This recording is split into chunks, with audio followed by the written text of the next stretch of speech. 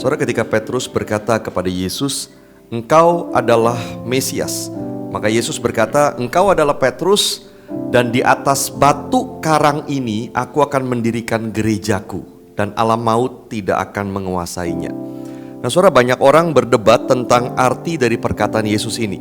Engkau adalah Petrus, dan di atas batu karang ini aku akan mendirikan gerejaku. Tetapi siapa yang dimaksud dengan batu karang itu?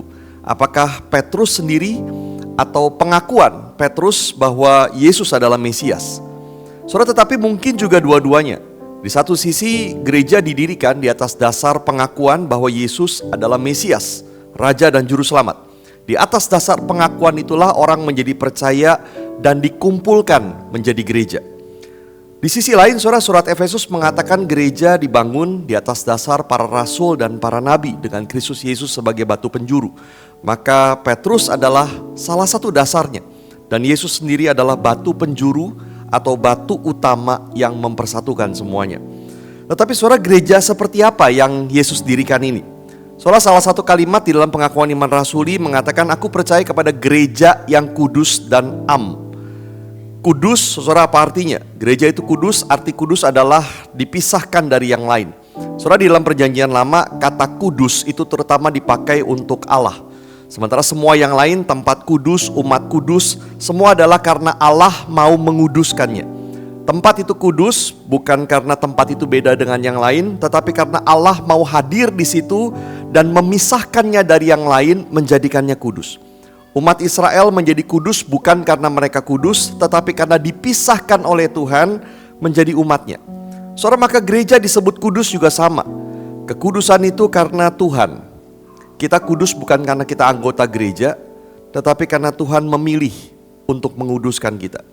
Dan kudus juga adalah status gereja saat ini. Kita adalah kumpulan orang berdosa yang diampuni Tuhan, tidak layak tapi diampuni dan dijadikan kudus.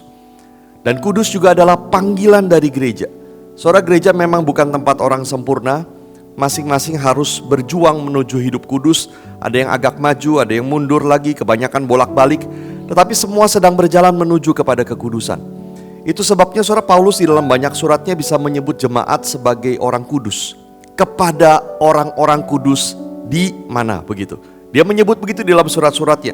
Padahal di dalam suratnya kemudian dia tegur mereka, ini dan itu. Mereka orang-orang berdosa. Tetapi bisa disebut kudus karena Tuhan yang menguduskan, dan mereka dipanggil menjadi kudus. Dan yang kedua saudara adalah am. Saudara, di dalam bahasa Inggris, The Holy Catholic Church, kita terjemahkan menjadi gereja yang kudus dan am. Di dalam gereja Katolik, mereka biasa menerjemahkannya sebagai gereja Katolik yang kudus. Tetapi saudara, yang perlu digarisbawahi adalah Katolik di sini sebetulnya bukanlah gereja Katolik. Pada waktu pengakuan iman rasuli ada. Tidak ada gereja Katolik, gereja Ortodoks, gereja Protestan karena gereja hanya satu. Tidak ada itu. Maka Katolik di sini bukan gereja Katolik. Katolik di sini berarti universal atau umum atau am. Saudara, gereja itu universal, umum, am. Karena Yesus adalah Tuhan dan Juru Selamat atas semua bangsa. Maka dengan kita mengatakan aku percaya kepada gereja yang am, kita mengaku bahwa kita bagian dari gereja universal. Kita percaya bahwa gereja tidak pernah boleh mengkotakkan diri dan tidak peduli kepada bangsa lain atau golongan lain. Aku percaya kepada gereja yang mencakup semua orang yang percaya, apapun rasnya, bangsa dan bahasanya, satu di dalam iman. Itu yang kita katakan pada waktu kita percaya kepada gereja yang am. Saudara, maka katekismus kita hari ini mengatakan Yesus dari awal sampai akhir zaman mengumpulkan dan memelihara gereja yang dipilihnya untuk beroleh hidup yang kekal.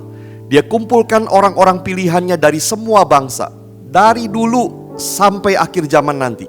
Dan dia pelihara sampai semua kita satu kali nanti beroleh hidup yang kekal. Dan bagaimana Yesus lakukan itu? Dengan roh dan firman-Nya. Dia kumpulkan orang-orang yang berbeda-beda dari semua bangsa itu, dijadikan satu di dalam iman. Kita dibaptis dengan baptisan yang sama, percaya Tuhan yang sama. Waktu perjamuan kudus kita mengaku terima tubuh dan darah yang sama, yaitu tubuh dan darah Kristus. Dan kita berkata, saya adalah anggota gereja itu untuk selama-lamanya. kita adalah bagian dari gereja yang kudus dan am.